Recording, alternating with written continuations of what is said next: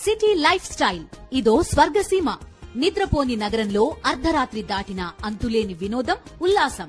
పూర్తి వివరాలకు చదవండి రేపటి సాక్షి హైదరాబాద్ ఎడిషన్. దేవిప్రసాద్ గారు చెప్పండి, ఏమిటి కేటీఆర్ గారి అరెస్టు ఖాయమా ఏంటి? ఆ పరిస్థితి కనపడతా ఉందా? గవర్నర్ నాడు ఉందంట. కులగణనకు సంబంధించి కూడా మీ అభిప్రాయాలు చెప్పండి. ముందుగా కేటీఆర్ అరెస్ట్ మీద, అది మీ మోర్ ఇంపార్టెంట్ కాబట్టి మీ పార్టీ యాంగిల్లో దాని గురించి మాట్లాడండి. Good morning. లేట్ అయినందుకు నమస్కారం దయాకర్ గారికి, మిగతా మిత్రులకి, అలాగే వీక్షకులకి, సాక్షి వీక్షకులకు అందరూ కూడా శుభోదయం. దయాకర్ గారు మాట్లాడినటువంటి మాటలు రేవంత్ రెడ్డి గారు మాట్లాడితే సమస్య ఉండకపోయేది. అంతేనా? చాలా స్పష్టంగా మా దయాకర్ ఏం చెప్తుంటే, అదే ఉదయం నుండి వచ్చిండు కాబట్టి, బడుగు బలహీన వర్గాల సమస్యలు తెలుసు కాబట్టి, రైతుల బాధలు తెలుసు కాబట్టి, రైతుల ఆక్రోశం తెలుసు కాబట్టి దయాకర్ గారు రైతుల మీద ఒక కేసు ఉండదు అని చెప్పిండు. కానీ జరుగుతున్నది ఏంది? కొమ్మినేని గారు ఇలా 50 మందిని సంగారెడ్డి జైలుకు పంపించదు. ఇక్కడ ఉంటే ములాఖత్కి వస్తే డబ్బులు ఖర్చు అవుతాయి వాళ్ళకని, డబ్బులు ఖర్చు కాకుండా ములాఖత్ చేసుకుంటారని అనుకొని ఇలా సంగారెడ్డి జైలుకు పంపించదు. జైల్లో ఉన్న వాళ్ళని చూడడానికి కూడా ఇలా ఆర్థిక భారం మోపే విధంగా ప్రభుత్వం ప్రయత్నిస్తా ఉన్నది. దయాకర్ గారికి నేను చేసే విజ్ఞప్తి ఏంటంటే, రైతులు పడ్డోళ్ళందరూ రైతులే, ఎవరు రైతులు లేకుండా లేరు. కొమ్మినేని గారు ఎవరో ఒక్కరైతే ఎంక్వైరీ చేయండి, అటువంటి ఎవరైనా ఉంటే శిక్షలు చేయండి, దానికి ఏమి ఎవరైనా కూడా ఆబ్జెక్షన్ చెప్పం.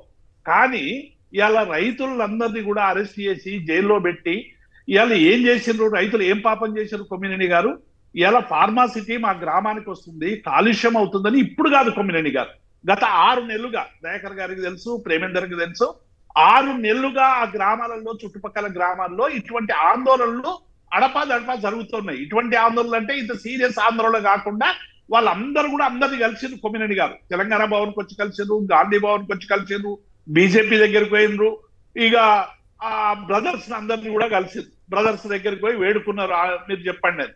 కానీ ఎవ్వరికి కూడా ఎటువంటి న్యాయం జరగలేదు.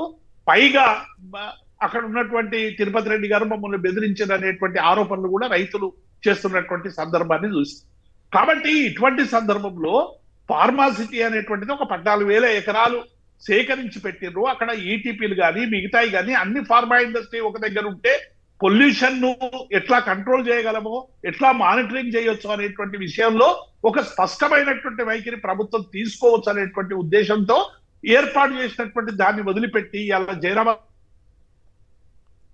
దగ్గర న్యాలపేట మండలంలో డప్పూర్ లాంటి విలేజ్ లో కొమ్మినేని గారు అక్కడ కొత్తిమీర, పుదీనా వేసుకొని ఎకరంకు సంబంధించినటువంటి రైతులు ఇవాళ ఒక్క అరెకరం పోతే జీవితమే పోయినట్టు కొమ్మినేని గారు. కాబట్టి వాళ్ళు ఏమడుగుతున్నారంటే, దయచేసి కనికరించండి, ల్యాండ్ ఎక్విజిషన్ కు సంబంధించినటువంటి విషయంలో మాకు సాయం చేయండి అని చెప్పి వేడుకుంటా ఉన్నారు. కాబట్టి ఈ వేడుకోవడాన్ని ఆగ్రహంగా చూసేటువంటి పద్ధతిని మారాలని మేము కాంగ్రెస్ పార్టీకి విజ్ఞప్తి చేస్తాము. రెండవది, కేటీఆర్ గారు ప్రిడిక్ట్ చేస్తున్నది కాదు కొమ్మినేని గారు అరెస్టు. మేము అరెస్ట్ చేస్తామని బాహటంగానే మంత్రులు ప్రకటిస్తున్నారు. వెంకటరెడ్డి గారు ప్రకటించారు, ప్రభాకర్ గారు ప్రకటించారు. ఇక ఆయనేమో సియోలు పోయి మూసీ గురించి మీరు చూసిరండయా, మూసీ ప్రక్షాళన గురించి, పునరుజ్జీవనం గురించి ఏమంటే అక్కడ బాంబులు వేస్తాయని పొంగులేటి గారు చెప్పింది. ఇవన్నీ చూస్తా ఉంటే మేం ప్రిడిక్ట్ చేసింది కాదు, ఈ ప్రభుత్వం ప్రజల కోసం ప్రశ్నించిన అందరినీ అరెస్ట్ చేస్తుంది అనేటువంటి అవగాహనతో మాట్లాడుతున్నటువంటి అంశం ఇది కొమ్మినేని గారు. అంటే కలెక్టర్ గారి మీద దాడిలో కుట్ర ఉందని కదా, కేటీఆర్ కుట్ర చేయడం కరెక్టా అనే ప్రశ్న కూడా వస్తుంది కదా. నేను ఏమంటున్నా, కొమ్మినేని గారు 4 నెలల కిందనే ఇక్కడ ఎక్కడైతే ఈ ఇన్సిడెంట్ జరిగిందో వికారాబాద్ మన చంగిచర్లకు సంబంధించి, అక్కడ ఒక 4 నెలల కిందనే ఒక కాంగ్రెస్ నాయకుని ఇంట్లో నిర్బంధించారు కొమ్మినేని గారు. దయచేసి మీరు ప్రభుత్వానికి చెప్పండి, ఈ విషయం చేరవేయండి అని అందరూ కూడా చెప్తే పెద్ద ఎత్తున అక్కడ నిరసన తెలిపారు. 4 నెలల నుంచి జరుగుతున్నటువంటి ఈ ఏదైతే ఆర్గనైజ్డ్ గా చేస్తున్నటువంటి ఉద్యమం ఉందో, వాళ్ళు చెప్పినటువంటి అంశాలు పరిశీలనకు తీసుకోకపోవడం వల్ల కదా ముఖ్యమంత్రి గారు మాట్లాడొచ్చు, వారికి టైం లేకుంటే ఇంకెవరైనా పిలిచి మాట్లాడొచ్చు. వాళ్ళ కాన్స్టిట్యున్సీకి సంబంధించిన సమస్య డెఫినెట్ గా ఏమైనా ఇండస్ట్రీలు రావాలంటే రైతులతో మాట్లాడి ఒక కనీసం 50% మందినో, 60% మందినో, 70% మందినో కన్విన్స్ చేసి మిగతా వాటిని ప్రజా ప్రయోజనాల కోసం తీసుకునేటువంటి ప్రయత్నం చేయొచ్చు. అటువంటి ప్రయత్నం ఎక్కడ కూడా ఇక్కడ జరగనటువంటి సందర్భాన్ని చూస్తా ఉన్నాం. కేటీఆర్ గారు నిన్న మా నరేందర్ రెడ్డి గారు ప్రజాప్రతినిధి, మాజీ ఎమ్మెల్యే, డెఫినెట్ గా అక్కడ ఉన్నటువంటి రైతులు ఫోన్ చేస్తే మాట్లాడతారు. మీరు ఆయనతో అన్నిసార్లు మాట్లాడిండ్రు.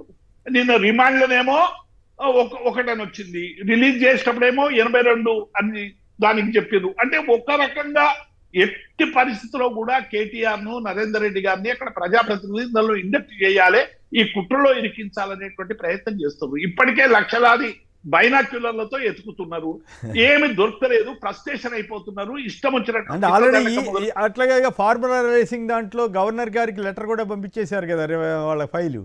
ఇప్పుడు కొమ్మినేని గారు ఈ విషయంలో కూడా వాళ్ళే చెప్పింది కదా, మేము గవర్నర్ అనుమతి కోసం వెయిట్ చేస్తున్నాం, అనుమతి రాగానే కేటీఆర్ అరెస్ట్ చేస్తామని. కేటీఆర్ గారు స్వయంగా చెప్పిండు 54 కోట్ల రూపాయలకు సంబంధించి హెచ్ఎండిఏలో ఉండేటువంటి ప్రొసీజరల్ ప్రకారం అది అవసరం. హెచ్ఎండిఏ చైర్మన్ గా ముఖ్యమంత్రి గారు ఉంటారు, మంత్రిగా నేను వైస్ చైర్మన్ గా ఉంటాము. ఆ సందర్భంలో 54 కోట్లు చేసిన మాట వస్తాం, అధికారులు తప్పేం లేదు, ఇలా మా ఆదేశాల మేరకే వాళ్ళు ఇచ్చిందని చెప్పి చాలా ఏ రాజకీయ నాయకుడు ఒప్పుకోడు. కొమ్మినేని గారు మీరు చెప్పండి. నేను కూడా విన్నాను కేటీఆర్ గారు చాలా ధైర్యంగా కరెక్ట్, ఎస్ నేను నా డెసిషన్ అని చెప్పడం బానే ఉంది, అది బానే ఉంది. అట్లా దాంతో పాటు హైదరాబాద్ ఇమేజ్ పెంచడానికి అది ఉపయోగపడింది అన్నది కూడా వాస్తవం. మరి దాంట్లో అవినీతి జరిగిందా లేదా అన్నది వాళ్ళు కొమ్మినేని గారు ఒక్కొక్క ప్రభుత్వానికి సంబంధించిన ఒక్కొక్క విజన్ ఒక్కొక్క రకంగా ఉంటది. కొమ్మినేని గారు ఇక డెఫినెట్ గా ప్రభుత్వం తీసుకునే అన్ని తప్పులే అంటే 5 ఏళ్ళు జైల్లో 5 ఏళ్ళు అధికారంలో, 5 ఏళ్ళు జైల్లో 5 ఏళ్ళు అధికారంలో ఉండాల్సిందే. ఇప్పుడు మేము ధనయజ్ఞం అన్నాం రాజశేఖర్ రెడ్డిది, మేము మా తర్వాత మేము కాళేశ్వరం అన్నాం, కాళేశ్వరం మంచిది కాదంటుంది, ఇప్పుడు ఇంకోటి అంటుడు. అంటే ఇక ప్రతీకార పాలన తప్ప ప్రజాపాలన ఉండవా కొమ్మినేని గారు? ఇక రోజు రోజు ప్రతీకారం ఇప్పుడు చూస్తున్నాం కదా, ఆంధ్రప్రదేశ్ అయినా తెలంగాణ అయినా.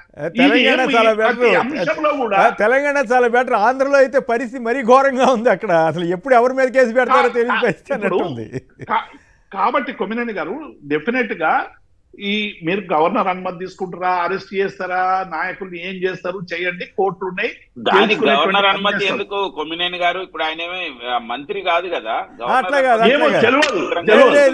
Section 17 of that particular act ప్రకారం అప్పుడు చంద్రబాబు గారి కేసు అప్పుడు కూడా సుప్రీంకోర్టు ఇంతవరకు తేల్చలేదు, అది వేరే విషయం. అప్పుడు కూడా అదే ఇష్యూ మీద పెండింగ్ ఉంది.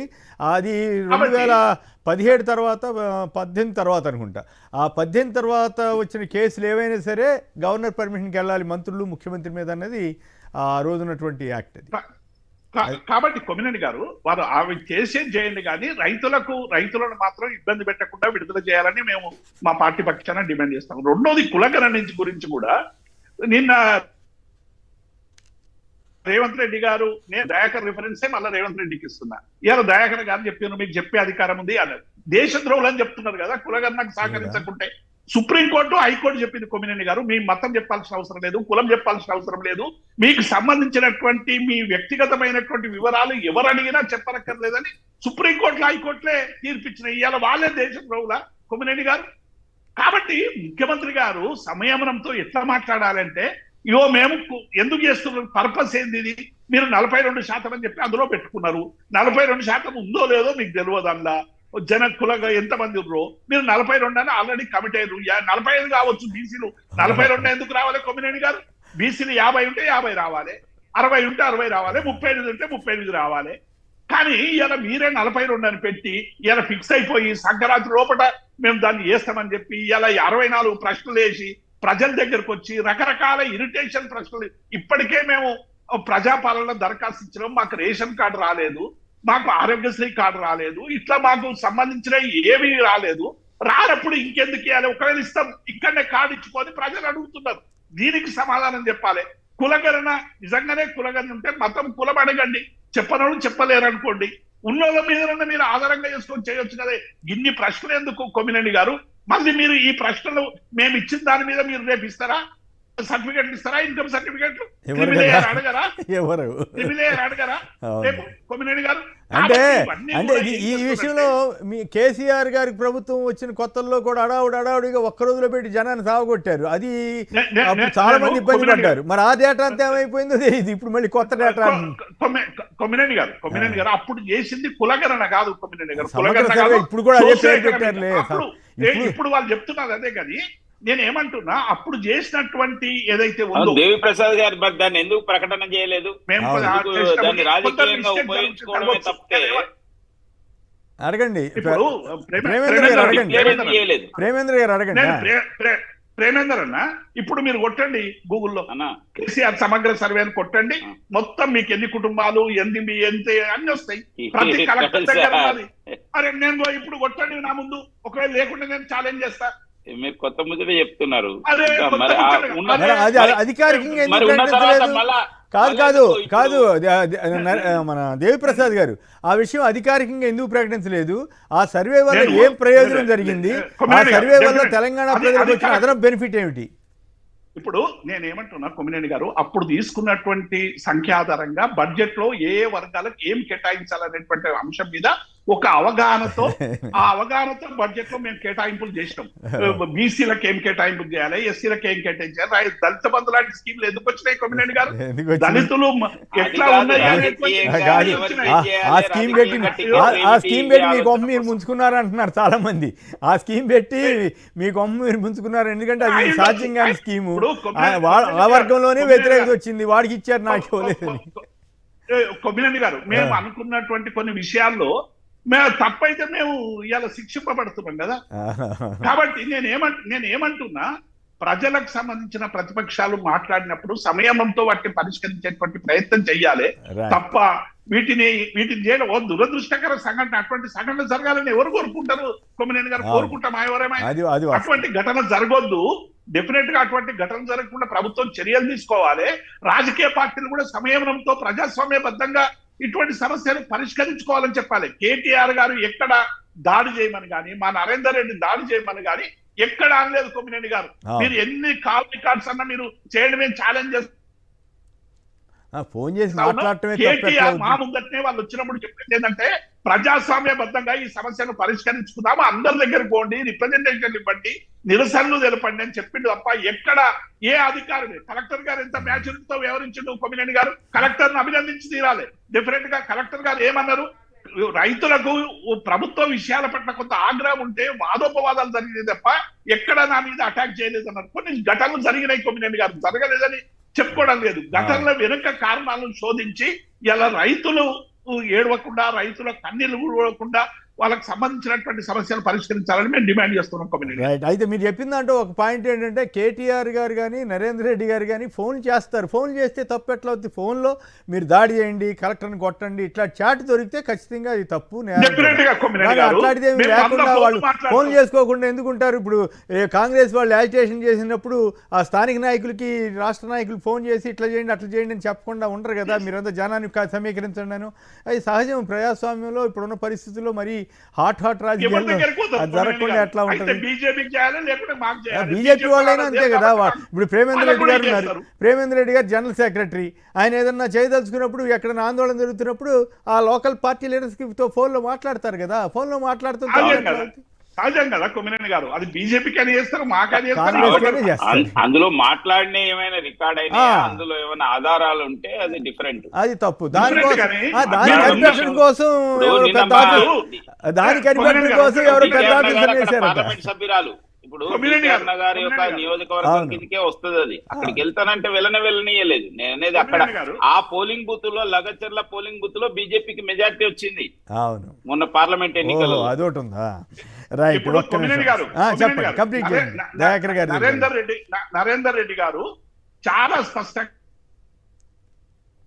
చెప్తే, ఎయిర్పోర్ట్ లోకి వచ్చినాక కేటీఆర్ వల్లనే నేను చేసిన అని చెప్పి వాళ్ళ పత్రికలు లీక్ ఇచ్చి, ఆయన నిన్న జైలు నుంచి లేఖ కూడా రాసింది కదా, జడ్జి కూడా లేఖ రాసింది. అట్లాగే అందరిని అడ్డుకోవడం ఎందుకు కొమ్మినేని గారు? డీకేఆర్ అడ్డుకోవడం ఎందుకు? ఇంకొకరిని అడ్డుకోవడం ఎందుకు? ప్రజాప్రతినిధులు ఒక్కరిని ఇవ్వమనండి, వాళ్ళు ఎంత ఎవరిని అలౌ చేయకండి. తిరుపతి రెడ్డిని మాత్రం స్వాగతం చెప్తారు బయటకు వచ్చి. కలెక్టర్ గారు సాధారణంగా స్వాగతం బాండ్ బ్యానర్తో ప్రతిపక్ష నాయకులు అధికారంలో ఉన్న వాళ్ళకి ఆ మాత్రం లేకుండా ఉంటుందా? దేవిప్రసాద్ గారు గతంలో టీఆర్ఎస్ వాళ్ళు వెళ్ళినా అట్లాగే ఉంటుంది. కొమ్మినేని గారు వాళ్ళకు బయటకు వచ్చి స్వాగతం చెప్పానండి, మాకు అభ్యంతరం లేదు, కానీ మమ్మల్ని లోపలికి వదిలేయండి అని మేము అడుగుతున్నాం. మల్లన్న సాగర్ ఇష్యూ అప్పుడు కూడా కాంగ్రెస్ వాళ్ళను బీజేపీ వాళ్ళని వెళ్ళనిచ్చారా? టీఆర్ఎస్ వాళ్ళు వెళ్ళగలిగారు కదా. అది నడుస్తూనే ఉంటాయి. అటువంటి నేను ఏమంటాను కొమ్మినేని గారు, పొమ్మనండి, ఉంటాడు తమ్ముడు అయితే ఫైనల్ గా ఒక మాట చెప్పండి. మీరు దయాకర్ గారి దగ్గరికి వెళ్దాం. ఈ కేటీఆర్ గారికి గవర్నర్ పర్మిషన్ వస్తుందని మీరు అనుకుంటున్నారా? కేటీఆర్ గారు తప్పేం లేదు, కేటీఆర్ గారు ఏం చేయలేదు. కేటీఆర్ గారు స్పష్టంగా అంటే చెప్పిండు. వాళ్ళ క్రానికల్ పత్రికలో వచ్చింది గవర్నర్ నాట్ లైక్లీ టు అని వాళ్ళ ఆంగ్ల పత్రికలో వచ్చింది. అందుకని ఇప్పుడు ఇస్తుందా ఇయ్యదా గవర్నర్ గురించి నేను ఎట్లా చెప్పాలి కొమ్మినేని గారు? నేను ఏమంటున్నా, డెఫినెట్ గా కేటీఆర్ గారు తప్పలేదు. ఆయనే స్వయంగా చెప్పిండు నేను 54 కోట్ల రూపాయలు నా వాంగ్మూలంతోనే ఇచ్చినా అని.